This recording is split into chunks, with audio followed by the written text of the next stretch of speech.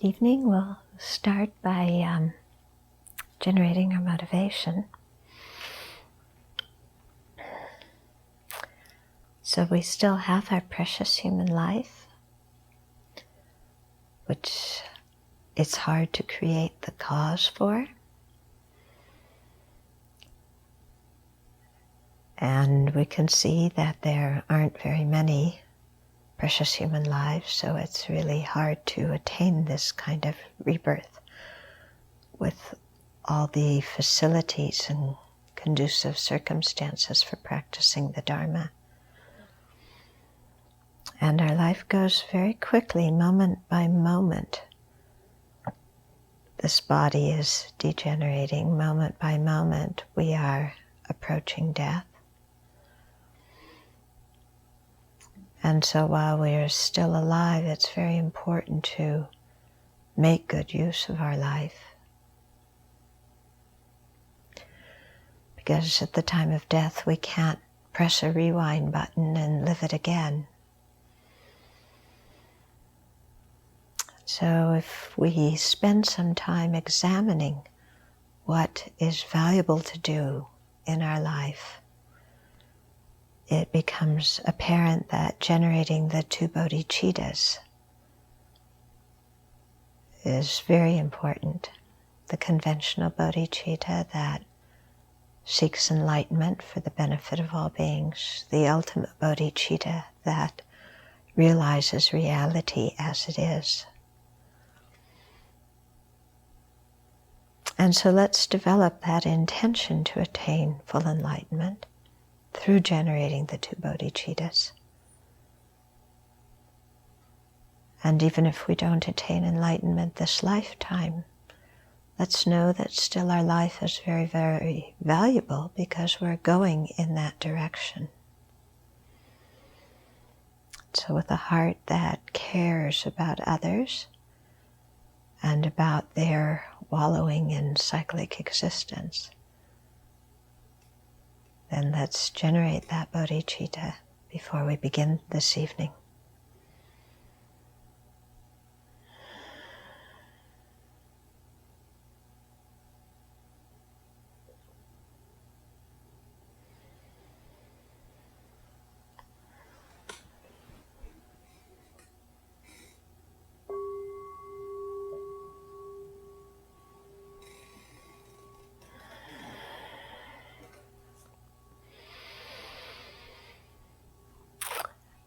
Okay.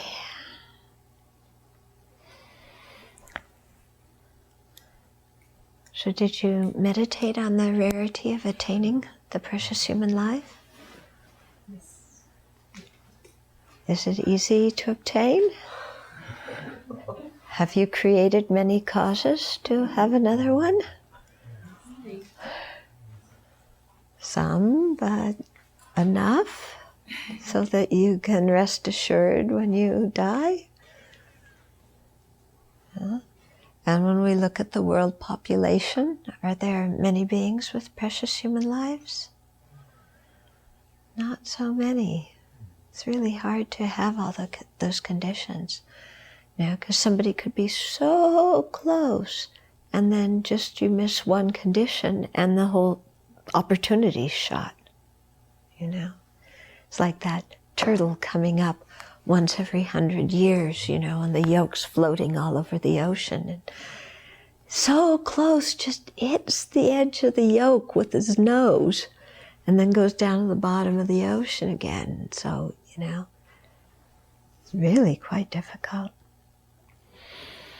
Okay, so having a sense that this life is important because it provides the facilities for practicing Dharma, not because it provides the facilities for sense pleasure and ego advancement, okay, but because it's valuable, because we can practice the Dharma and attain either the temporary goal of attaining a good human life or a good upper rebirth, or the ultimate goal of attaining liberation and enlightenment, or the momentary goal of making our life meaningful by practicing the thought transformation techniques.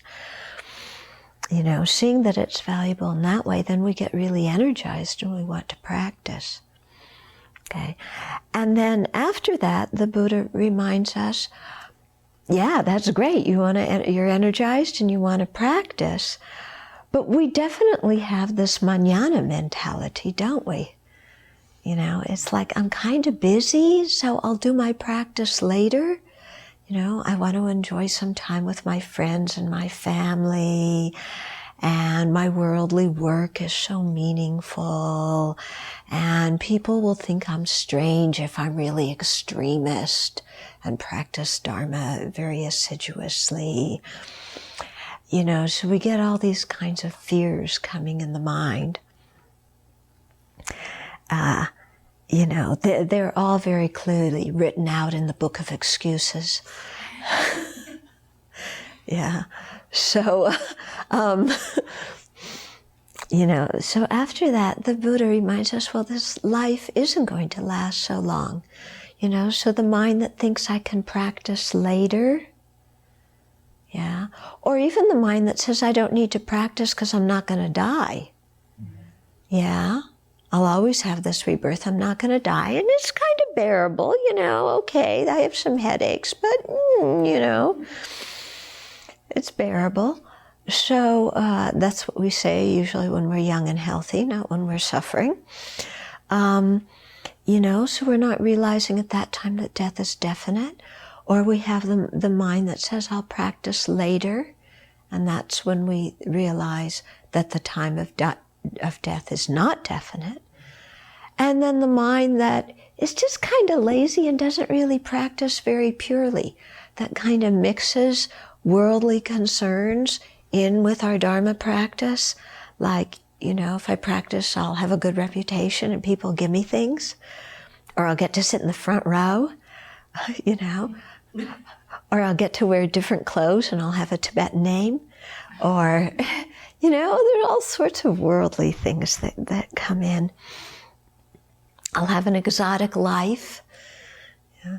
So, these kind of worldly motivations come in and they prevent us from actually practicing purely. And so that comes from not understanding that at the time of death, the only thing that comes with us is our karma and our habitual mental attitudes, not our body, our friends and relatives, and our wealth and possessions. Okay, so you can see how different levels of error correspond with the three major points in the death meditation. Okay, what's the first major point? What? Death is definite. Okay, and what's the fault we have if we don't realize that? We won't practice. Yeah, we won't practice. What's the second point? Okay, the time of death is indefinite, and what's the fault if we don't understand that? Later. Practice later. And the third point? Okay, yeah, so nothing helps at the time of death but our Dharma practice. And what is the fault if we don't understand that? What? We don't practice purely. Yeah, we don't practice purely. Okay? So you see that? So you can see sometimes, when you look at your own mind and assess your practice, if you have one of those three faults, then you can see what it is that you're not understanding. And then you know what you need to focus on. Okay? So now our author, Namkapel, is going to start. Yeah, he lists these three major points. He says the actual ways to think about death are to reflect on the inevitability of death, the uncertainty of the time of death, and that only the Dharma can help at the time of death. Okay, those are our three major outlines. So now we're going on to the first one, the inevitability of death. Okay. So the book says, death is certain to come because no one who has a body can avoid dying. It's true, isn't it? Somehow we think we're going to be special. don't we? Isn't our gut reaction like, somehow it's not going to happen to me? Everybody else who has a body is going to die, but somehow it's not going to happen to me. Okay? In the special verses collected by topic, it says, if Buddha's solitary realizers and hearers have all abandoned their bodies, what can be said about ordinary beings? So if even all these holy beings and highly realized beings have also left their body and their life here has ended, what about us? Why do we think we're going to avoid death? Kind of ridiculous, isn't it? Yeah. And so if you think, everybody is gone for death. And we look historically, even, the Buddha, Jesus, Moses, Muhammad, all the great spiritual leaders, they've all died. Why do we think we aren't? All the great political leaders, yeah, they're not immune from death. Everybody you look at, doesn't matter how rich they are, how many doctors they had, how many insurance policies they had, anything like that. But nobody can prevent death because that's the nature of the body. Okay? In whatever land you may live, you can never avoid death. The same text says, wherever you live, you are not immune to death, neither on the earth, in any direction, nor in space, nor within the ocean, nor if you were to hide amidst the mountains. Okay? So there's a story about, I think it was Moggallana, one of the Buddha's foremost disciples, that he had great psychic powers, so he went to another universe. But that doesn't matter, you still can die in another universe. Yeah? So it doesn't matter if they freeze your body like they did to Walt Disney, cryogenics, yeah, it doesn't matter, death is still going to come. Okay, even taking rebirth does not avert death. So for the people who say, well, I'll kill myself and then I won't have to, get reborn, well, that doesn't work either. Actually, one of the inmates I write to, he suffered so much from depression, and he was young when he got incarcerated, and he told me for a while he was suicidal, but when he started reading about Buddhism and he realized that we were going to get reborn, then he realized that committing suicide doesn't solve anything. So he stopped even considering it. Yeah? Because it doesn't solve anything. Yeah, the only thing that solves the problem is eliminating ignorance. Yeah? So even, because we always hold this out, well, if it gets really bad, there's always an out. The only out is eliminating ignorance. That's it.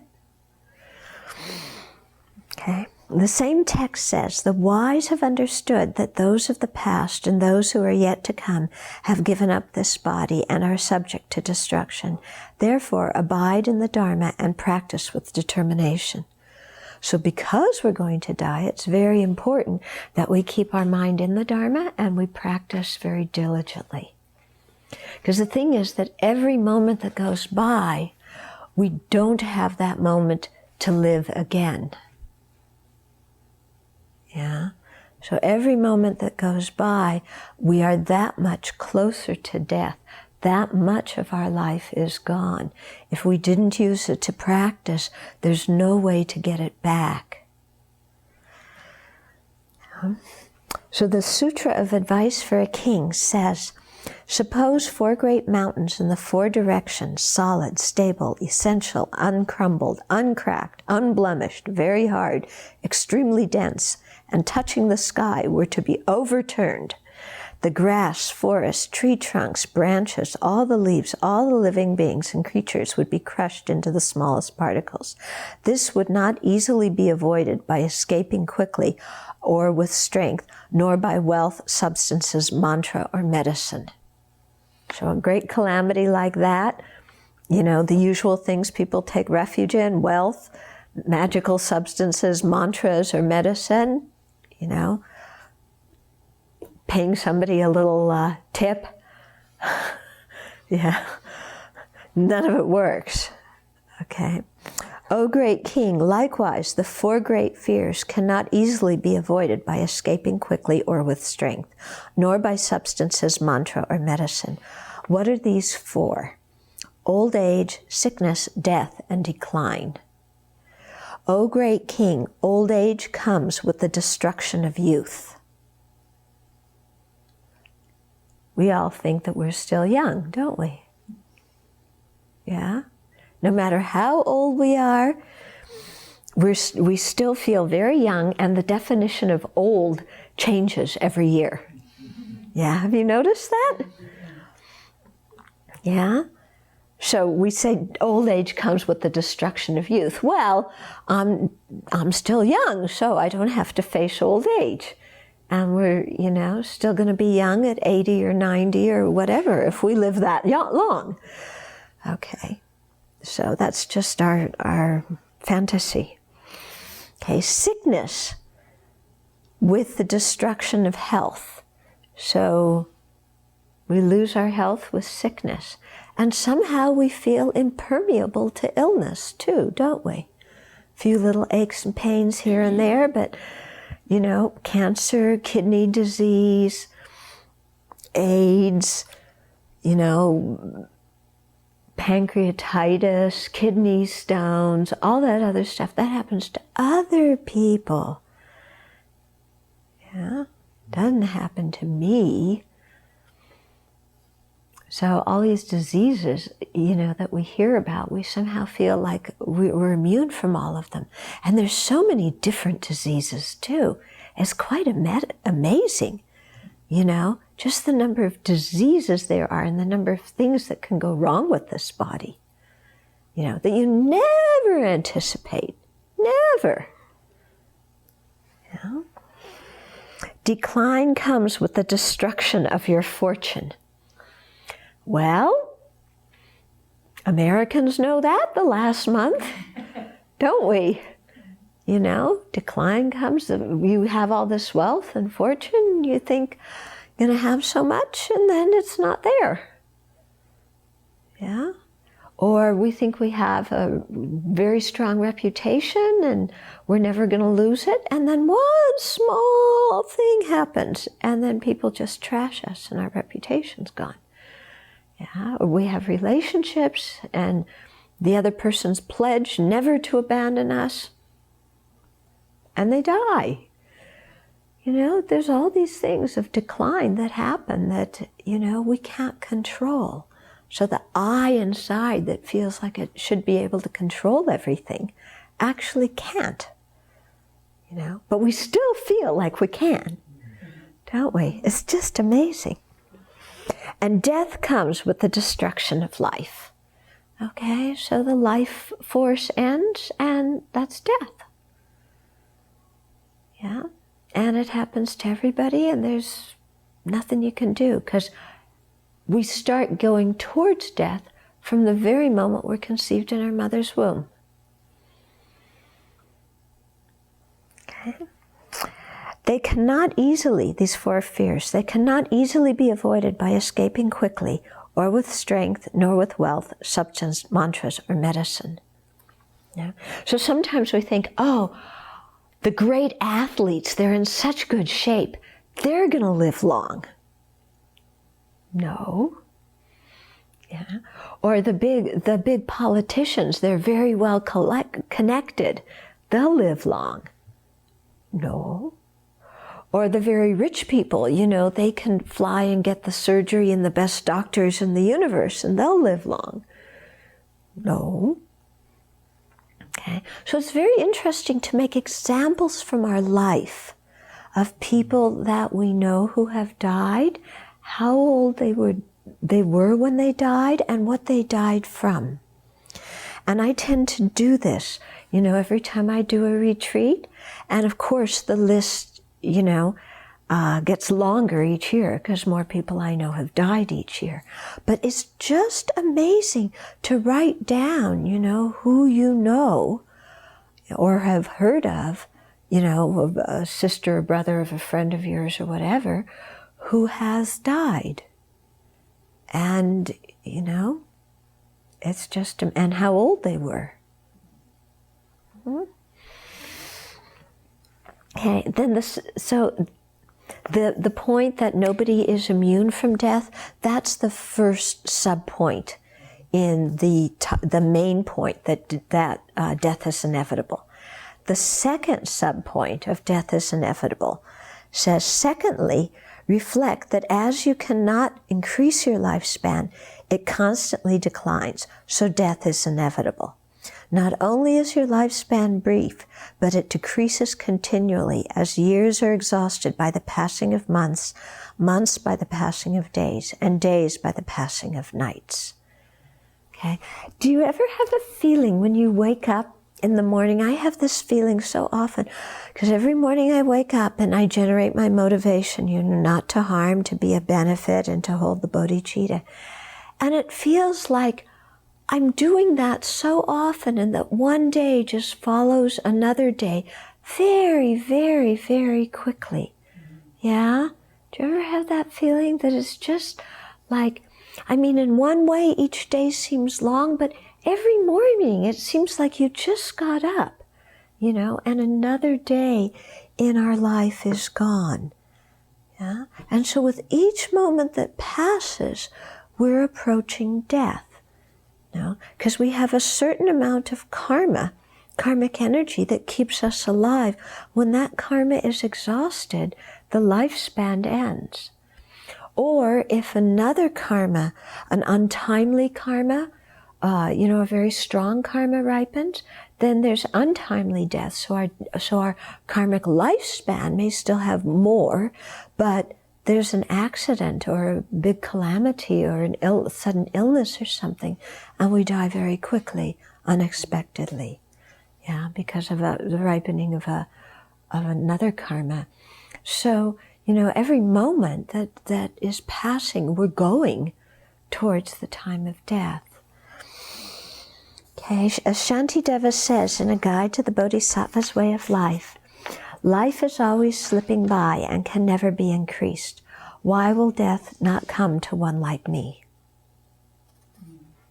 Yeah, and it's true, isn't it? Do we really have a sense that our lifespan is decreasing moment by moment, even from the time we started this Dharma talk?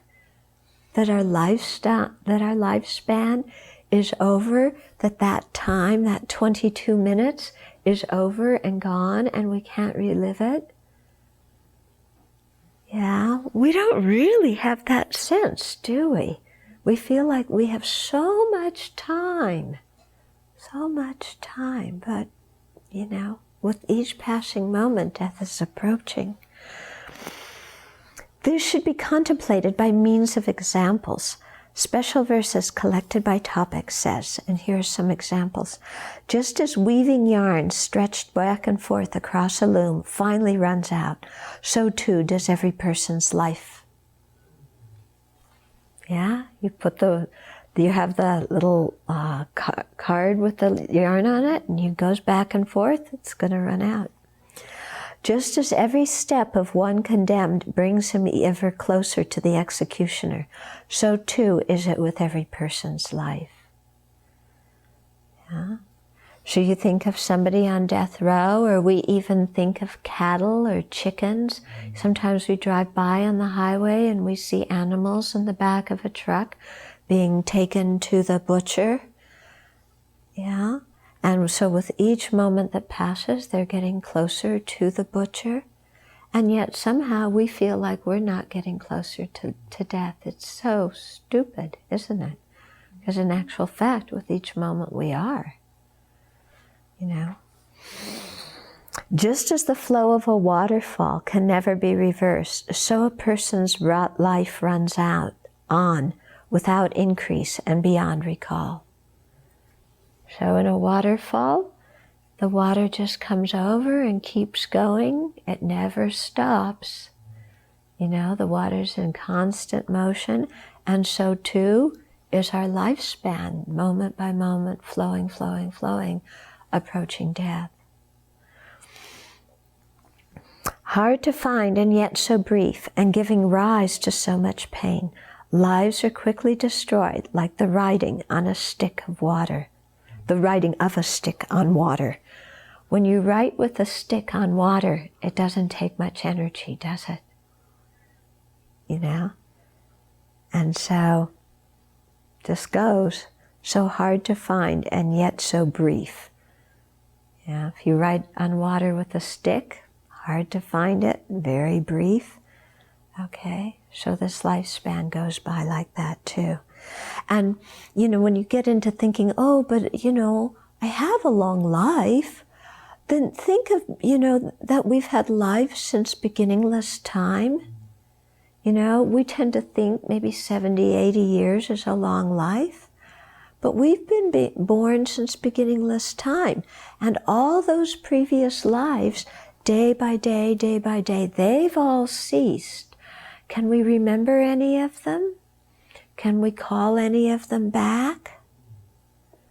Yeah, even we were born in the God realm with like lifespans that are, you know, for eons. Can any of that come back? Even if you have a lifespan of 1 eon, eventually it's going to end too. And at the time it ends, it's like you never even had it. Just as the shepherd with his staff drives his flock into the fold, so old age and sickness deliver people to the Lord of Death. So the Lord of Death is figurative. There's not an actual Lord of Death. But aging and sickness just drive us ever closer to death. The extensive Sport Sutra says, the 3 realms are as fleeting as autumn clouds. Birth and death of beings unfolds like a play. Their lives rushing away like a mountain stream, vanish like a flash of lightning. True, isn't it? You know, birth and death of beings unfolds like a play. When a play's on, it seems like all the characters are real, that this thing is, what's happening is so important, that you could stop the play in the middle and have the characters go back and reenact it. Can't. Finished, you know. It's like a flash of lightning. It's there and it's gone. You can't get it back. And so like that, every moment, you know, is like that. So every moment we're hanging out doing nothing is gone. Every moment we're chit-chatting, saying nothing important, it's gone. Every moment we spend complaining, it's gone. Yeah? Every moment we spend making excuses, it's gone. Yeah? So it's really something, you know, to really seriously think about. Yeah? Seriously think about that. Okay, then third, okay, the third point under the inevitability of death, the way to think about the certainty of death and the rarity of being able to practice the Dharma in this life is as follows. The Sutra on Entering into the Womb says, half of our lives are spent asleep. Now we're going to go, well, not half. I don't sleep 12 hours a day. Maybe only a third of my life. I sleep 8 hours a day. 12? Yeah. So whether it's a third or a half, does it really matter? Does it really matter? You know? You even think a third of my life is spent unconscious, you know, in bed, doing nothing useful with my mind at all. It's astounding, isn't it? You know? So it means that even if you live till, let's say, you know, 75 years old, or let's say 90 years old, that's an old life, then you've spent between 30 and 45 years unconscious sleeping. Isn't that shocking when you think about it? 30 to 45 years totally Gone. Just sleeping. Okay? Until we are 10, we are children. So here, this is the old version. Until we are 10, we are children, and after 20, we grow old. It should be until we are 40, we are children. Yeah. Okay. But even 20, you know. So how much Dharma practice do you do when you're a kid? You know, do you care about Dharma when you're a kid? You know? No, what are you interested in a kid? Having a good time. Yeah, that's the main thing. Getting what I want, having a good time. So all those years when you're a kid, you know, gone. Yeah. And if you think about it, you know, just do a little review. How much virtue did you create during, let's say, the first 20 years of your life? Yeah, go through the 10 negative actions and the 10 virtuous actions and do a little inventory, you know. How many times did I do one? How many times did I do the other? You know, and really think, you know, can we find many actions that we did whole time we were kids and teenagers, going out with our friends, dating, doing all sorts of things that you do as a teenager. How did we create any virtue during that whole time?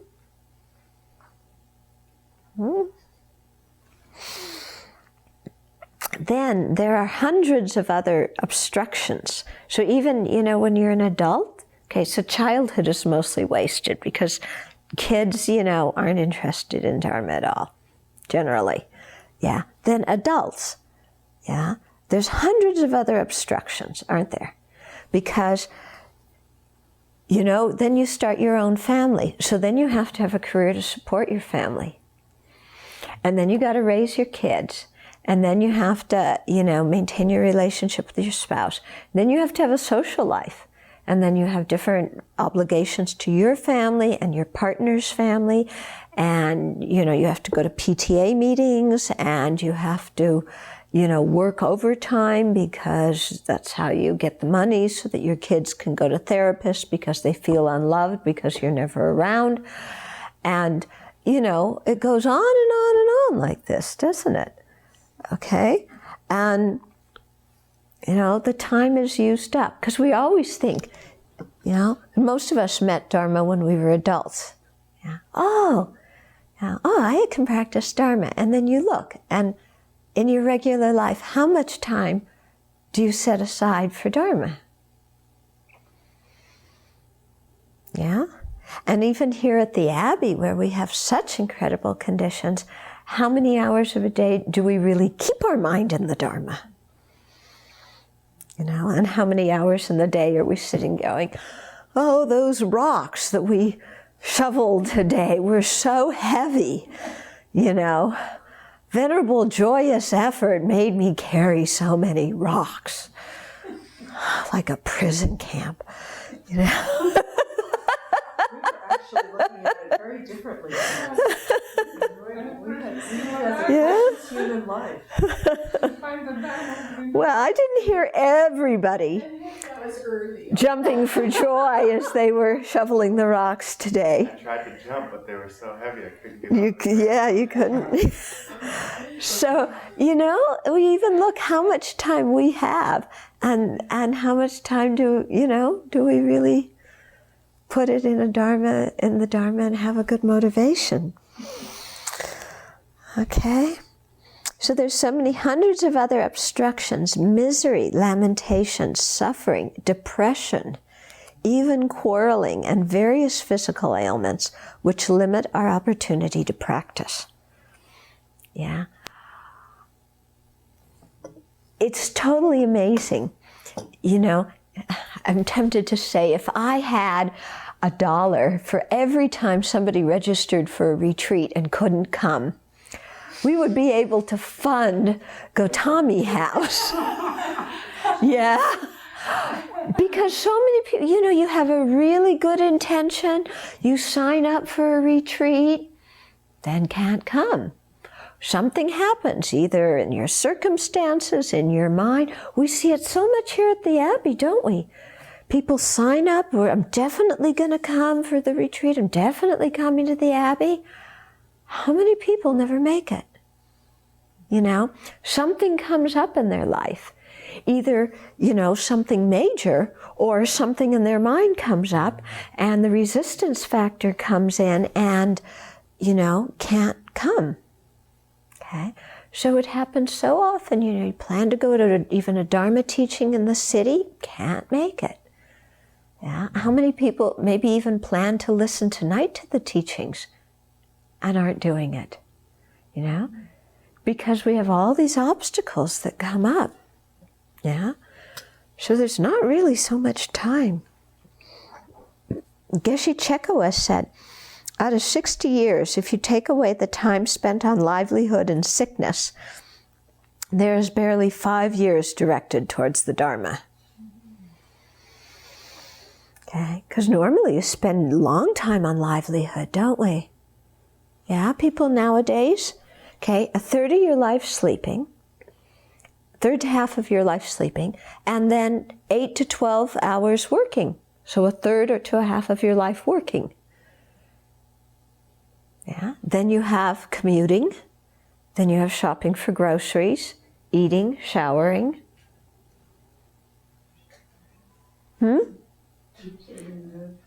Yeah. So the time goes by very quickly. Birth Stories says, alas, the world is filled with disturbing emotions, an unreliable and unpleasant place to live. The glory of this water lily will soon become but a memory. Such is the fate of all beings.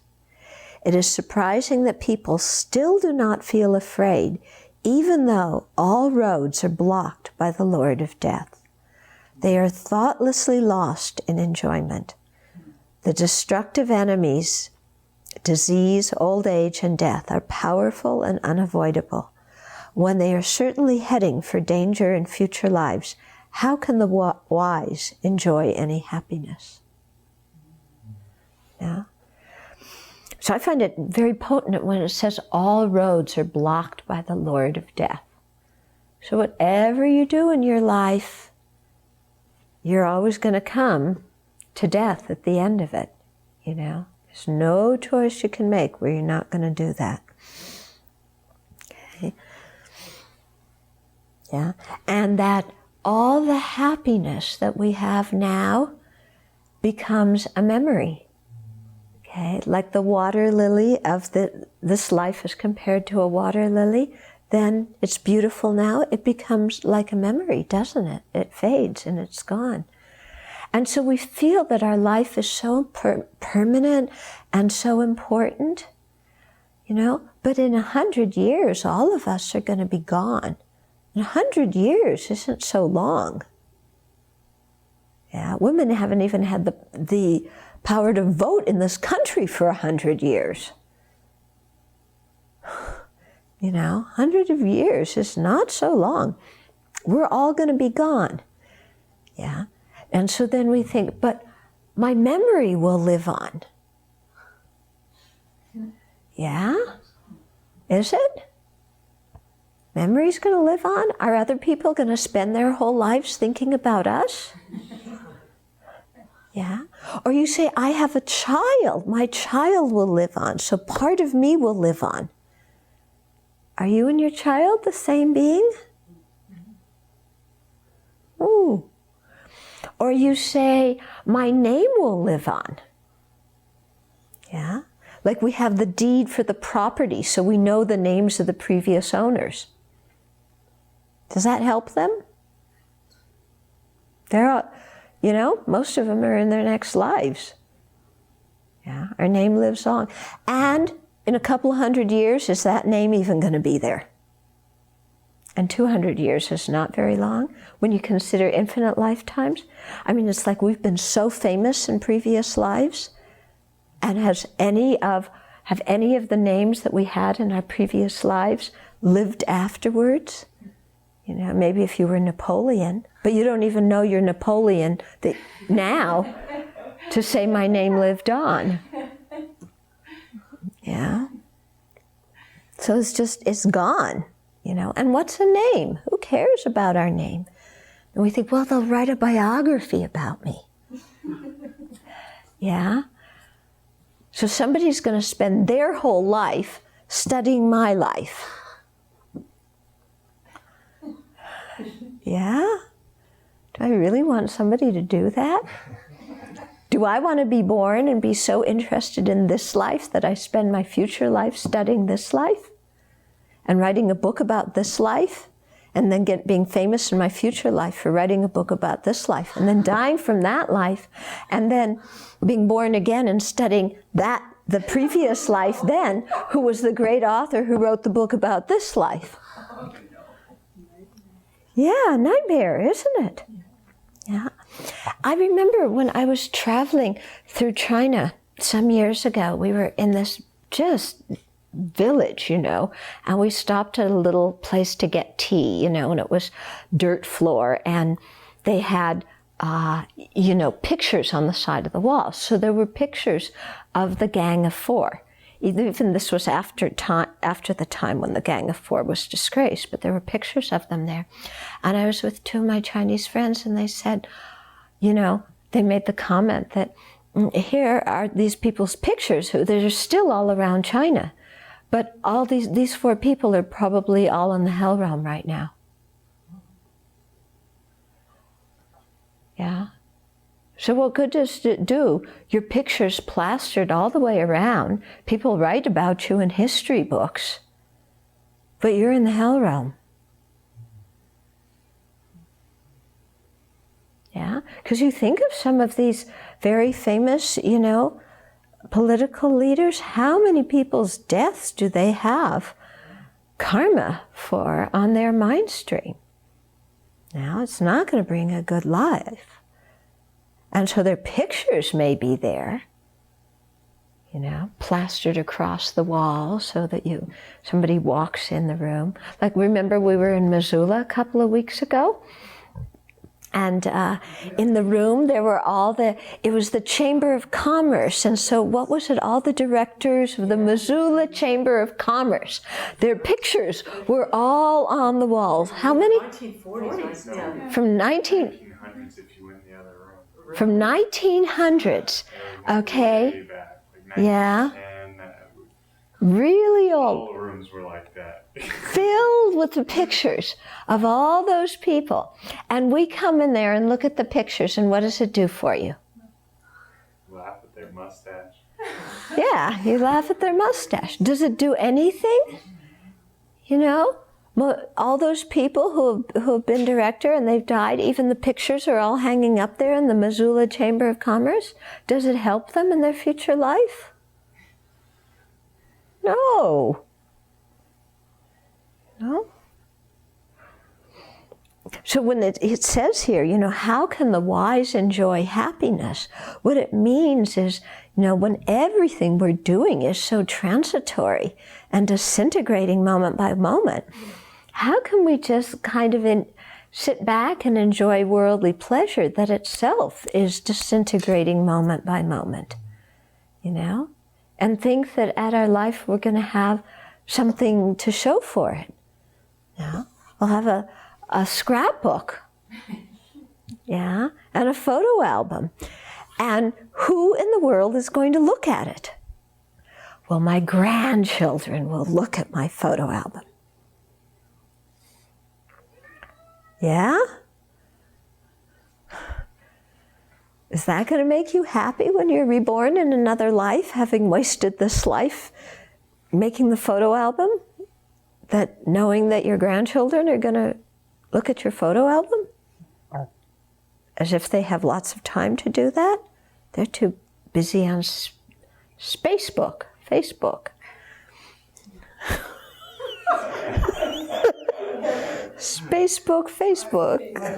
MySpace and Facebook. And okay.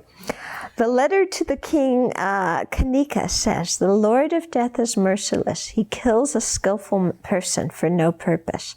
When death is so fast approaching, what wise person can live at ease?" Why do we just kind of live like so confidently, like it's no big deal that we die? Eventually, the invincible warrior will shoot his unbearable arrows. Before the inevitable occurs, it is in our interest to be prepared. So eventually we're going to die. Knowing that, it's in our interest to be prepared. We spend lots of time preparing for old age, and we have no certainty that we're going to live that long. How much time do we spend preparing for our future life? And yet that's something that's certain. Yeah, it's amazing, isn't it? You know, we set all sorts of, you know, your 401 and your IRA and all these things for retirement. We're not even sure we're going to live that long. And yet future lives, which are certain, do we spend some time creating virtue and purifying non-virtue for that future life? Do we spend any time dedicating the merit that we create? Yeah. What do we usually pray for? May there be good weather so the workers can work tomorrow. You know? Is that what we should be praying for?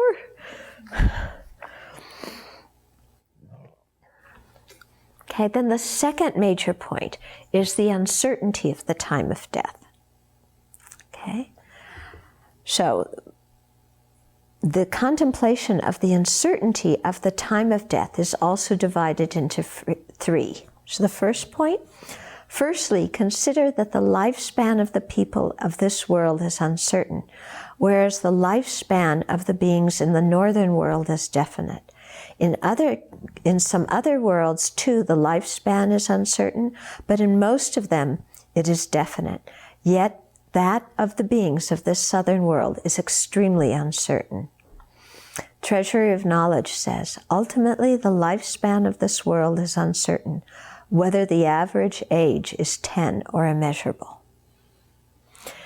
So in the traditional cosmology, Buddhist cosmology, we live in the southern continent, and the lifespan of human beings here is uncertain. Whereas there's another continent, the northern continent, there the people live a certain fixed lifespan. Okay? So in our case, you know, the lifespan is unfixed. And what I find amazing about this point is, you know, not just to think that people, well, one way, start out thinking that people die at all different sorts of ages. Yeah. So really sit down and think, you know, make a little list of the people. Do this before next week. Make a list of the people that you know who have died and their ages. Okay? Or people that you've heard of, you know, from your friends somehow. Yeah, so somehow related personally. And how old they were when they died. Yeah? I mean, we just heard when Kevin was talking today, you know, of the person you went to do hospice with who had a son who was 9 years old who died. Yeah? So, no, this kind of thing happens. So think about that. And then another point under this that I think is very powerful is that death comes when we're always in the middle of doing something. Like we always feel that death can't come now because I'm in the middle of doing something. You know, if it's going to come, it'll come after I finish this. Okay. But if you look, every time somebody dies, they're always in the middle of doing something. Yeah. I mean, you look and your mom died earlier this year. She was in the middle of lying in bed, breathing in and out, and the breath stopped. You know, people die in all sorts of incredible circumstances. No? People will be eating a dinner and they'll have a heart attack. Yeah? When I was in Bodh Gaya in 1998, one nun was at the stupa in the morning with a couple of other nuns doing Tara Puja. She died under the Bodhi tree. Suddenly, like that. Yeah? Yeah? Somebody's always in the middle of doing something. You're in the middle of eating a meal, you know, and you get an aneurysm or something like that. Gone. So even people that have long diseases, you know, still always in the middle of doing something. So we always feel, you know, well, I can't die now because my life is vibrant and I have all these projects and people are depending on me. Not certain. Not certain.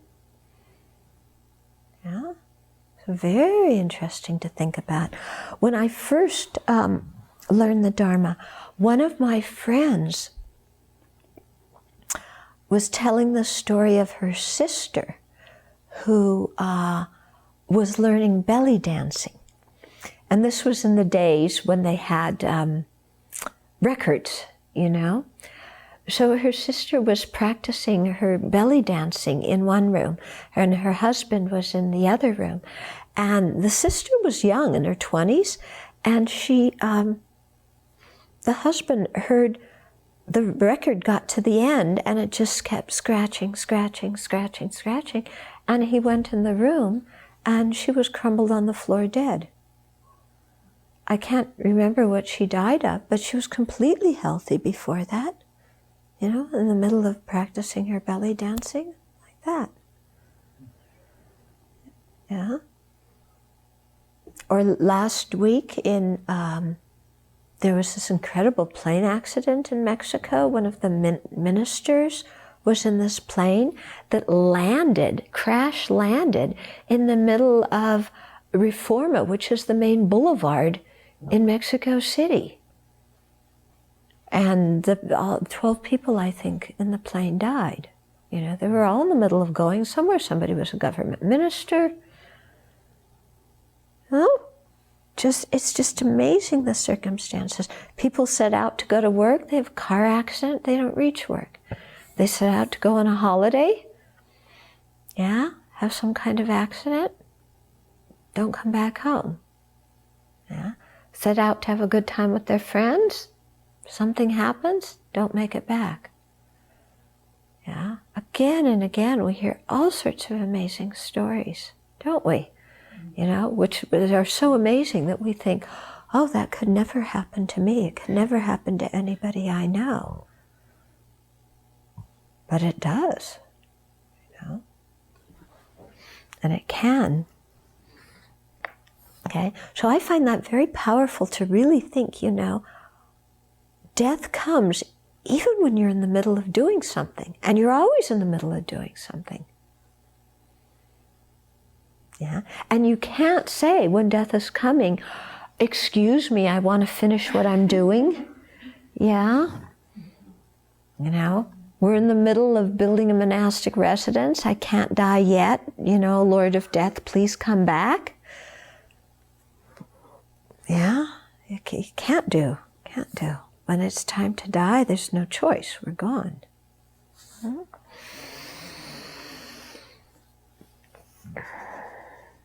Special Verses collected by topic says, of many people seen in the morning, some will not be seen in the afternoon.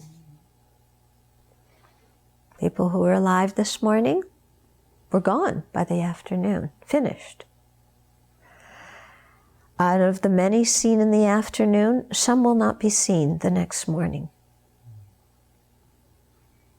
Very true, isn't it? And since many men and women have died in the prime of life, what guarantee is there that this one will not die because he is young? We know, because we get so many requests from people to pray and make dedications for their loved ones. And I remember one request we got last year. somebody's friend, it was one of Kat's friends, and their child was 13 or 14 years old and had been skateboarding or something. Yeah, and one of her friends, and then the kid was skateboarding, and I don't know, it was something, it wasn't an accident, it was something in the body, happened and gone. Yeah, so even young people, very young people. I went to, one time when I was at the dentist, I was talking with the hygienist, and her son had gotten in an accident, a drunk driving accident. He was still alive, but he could have easily been dead. Talked to another woman once, and it was a horrible situation. Her son was driving under the influence, got in an accident, and was on life support, and the parents had to make the determination to take their child out of life support. And the father had been a drinker and had, of course, proudly collected all of his wine bottles and beer bottles and everything. And, of course, his son started drinking because the father drank. And the father came home, and without his son, knowing that his influence had something to do with his son's death, and just went like that to all of his proud collection of wine bottles. It's tragic what people live through. So we think that, we're going to live forever, and, There was one young woman who helped us in Singapore during one of my public talks. And she came and helped us, and she made all sorts of small things to sell for the benefit of the Abbey. And by the next year, she had died of dengue fever. She was in her 30s. So just all the time, doesn't matter how old you are or what you're in the middle of doing, you die. Some die in the womb, and some immediately after they're born. Some die when they can crawl, and some die when they've started to walk. True. Huh? Some die when they're old, some are young and in the prime of life. Everyone passes away by turn, like the dropping of ripened fruit. Yeah. Some of us may even have had brothers and sisters or nieces and nephews that never made it out of the womb. I do. Yeah.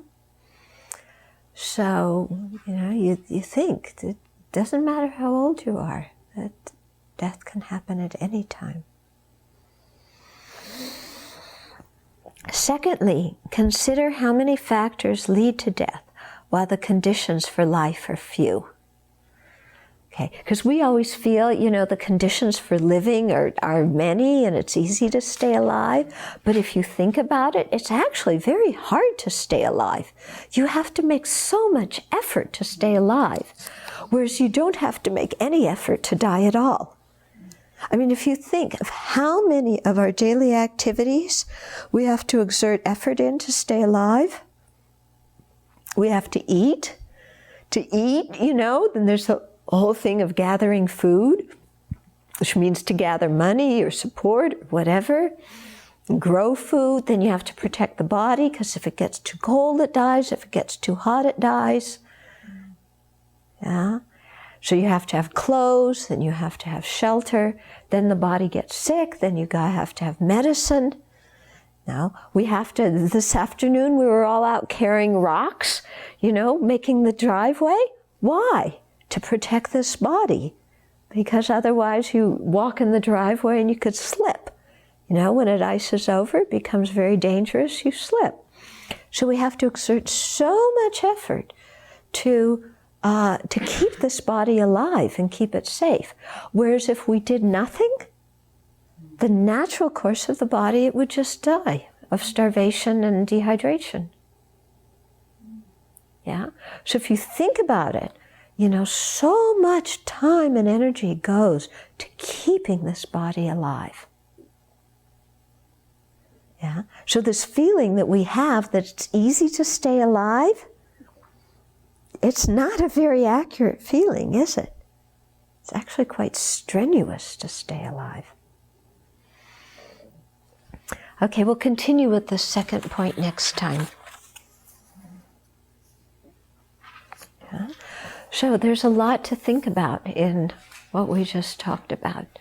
Yeah? So really think about it and make examples from your life.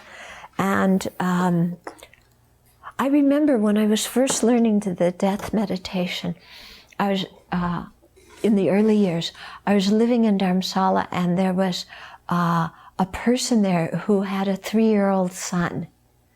And I used to think of him and think, you know, he was only 3 years old, but he too is going to die. You know? And we don't know if he's going to die when he's 3 or when he's 30 or when he's 90. Yeah? And so just really thinking about that, thinking about the people we know. You know? And instead of thinking, oh, they're all going to be around forever, full of life, doing stuff, you know, remember that they're all going to die. Even think of, you know, going to their funerals and what it's going to be like and how you're going to feel. And think of your own funeral and everybody coming. And you won't even be there. That's the one time when they're all going to, out of obligation, say nice things about you. And you're not even going to be there. Yeah? So it's quite sobering. And so the purpose of doing this meditation, it's very important that we remember this. The purpose of doing this meditation is not to develop panic fear about death.